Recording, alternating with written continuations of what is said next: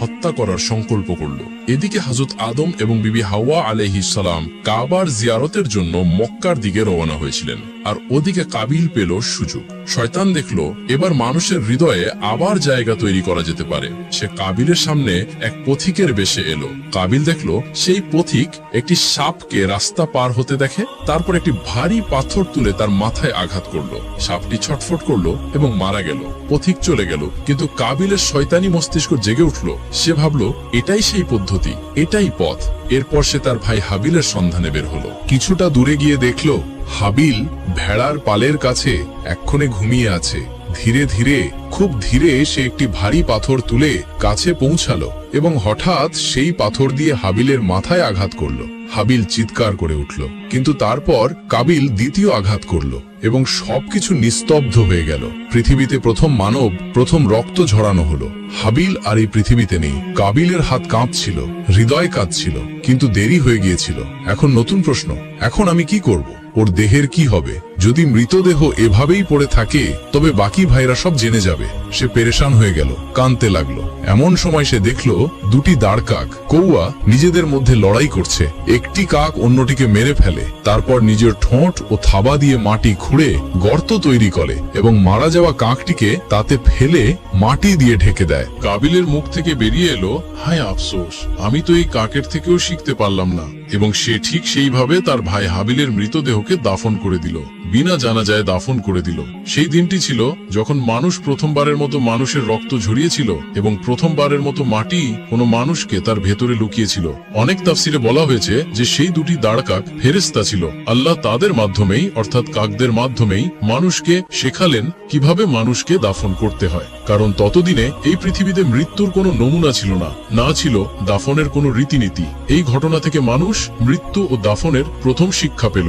কাবিল বুঝলো যে এখন রাস্তা পরিষ্কার, সে ইকলিমাকে বিবাহ করে নেবে। কিন্তু যেই না সে আনন্দের সাথে এগিয়ে গেল, অমনি আল্লাহর হুকুমে তার পা মাটিতে আটকে গেল। সে নিজেকে টেনে বের করতে পারল না। সে বারবার আল্লাহর জিকির করতে লাগলো এবং দয়া প্রার্থনা করতে থাকলো। আল্লাহর সিদ্ধান্ত এলো, হে পাপী, যে নিজের রক্তের সম্পর্ক ছিন্ন করেছে তার শাস্তি হবে যে তাকে জীবিত অবস্থায় মাটিতে চাপা দেওয়া হবে। মাটি তাকে ছেড়ে দিতে অস্বীকার করলো। সে চিৎকার করলো, দয়ার ভিক্ষা চাইল এবং তারপর সে সেই কালিমা পাঠ করলো যার প্রভাব হযরত আদমের উপর হয়েছিল।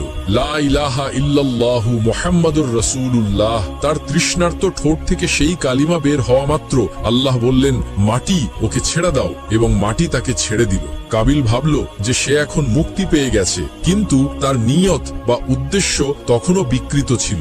সে আকলিমা কাছে পৌঁছে দুঃসালস বা গুস্তাখি করতে লাগলো এবং তারপর আল্লাহ তাকে বিভিন্ন শাস্তির হাতে সোপর্দ করলেন। তাকে একটি নির্জনে ভিরানে নির্বাসিত দেশান্তরিত করা হলো এবং সেখানে একজন ফেরেশতাকে হুকুম দেওয়া হলো যে তাকে বারবার পাথর দিয়ে আঘাত করে শাস্তি দিতে হবে। আঘাত লাগবে, আবার ঠিক হবে, আবার আঘাত লাগবে এবং এই শাস্তি কিয়ামত পর্যন্ত চলতে থাকবে। পাথরের জোরালো আঘাতে কাবিল কাতর হয়ে উঠল। আকাশ চিরে তার কষ্টদায়ক চিৎকার বেরিয়ে এলো এবং সে অজ্ঞান হয়ে মাটিতে লুটিয়ে পড়ল। যখন জ্ঞান ফিরল তখন তাকে দ্বিতীয়বার আঘাত করা হলো। ওদিকে হযরত আদম আলাইহিস সালাম হজ আদায় করে যখন দেশে ফিরলেন তখন দেখলেন হাবিল কোথাও নজরে আসছে না। আদম ও হাওয়া দুজনেই অস্থির হয়ে উঠলেন, কারণ হাবিল ছিল তাদের সবচেয়ে প্রিয় সন্তান। হাবিল নেক ছিল, সৎ ছিল, সাহসী ছিল এবং মা বাবার সব কথাকে সম্মান করত। তাই যখন তাকে খুঁজে পাওয়া গেল না তখন দুজনেরই হৃদয় ভেঙে গেল। কিন্তু কাবিলের কথা কারো মনেও এলো না, কারণ তার আচরণই খারাপ ছিল। সে না ইবাদত করত, না কাউকে সম্মান করত। মা বাবাও সবসময় তার থেকে দূরেই থাকতেন। হযরত আদম আলাইহিস সালাম ও হাওয়া তাদের প্রিয় সন্তানের সন্ধানে দিওয়ানা হয়ে গেলেন। পৃথিবীর কোণে কোণে খুঁজতে লাগলেন। একদিন জিব্রাইল আলাইহিস সালাম তাদের ক্রন্দনরত মুখ দেখে আর ধৈর্য রাখতে পারলেন না। তিনি বললেন, হে আদম, আপনার প্রিয় পুত্র হাবিল আপনার অবাধ্য পুত্র কাবিল তাকে হত্যা করে ফেলেছে এবং বিনা জানাজায় অমুক জায়গায় দাফন করে দিয়েছে।